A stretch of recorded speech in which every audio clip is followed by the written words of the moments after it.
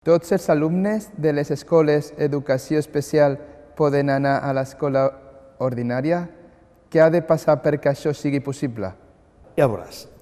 Jo això ho he viscut fa molts anys en un projecte europeu, l'any 98, en una zona de Londres que es deia Newham. I jo vaig veure que tots els alumnes, tots hi podien ser. Però què calia perquè això fos possible?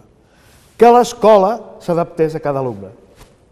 S'hi adaptés a nivell de barreres arquitectòniques, s'hi adaptés a nivell de currículum, s'hi adaptés a nivell de formes d'ensenyar, d'aprenentatge. Si l'escola està preparada per acollir a qualsevol tipus d'alumne, no hi veig el problema. Però no és l'alumne, tornem sempre al mateix tema, no? És dir, la càrrega amb l'alumne, no, l'alumne és com és. En tot cas, tu què canviaràs estructuralment, què tocaràs de fora d'aquesta escola, del sistema educatiu, perquè tots els alumnes hi puguin ser. El problema no és l'alumne, tots som diferents.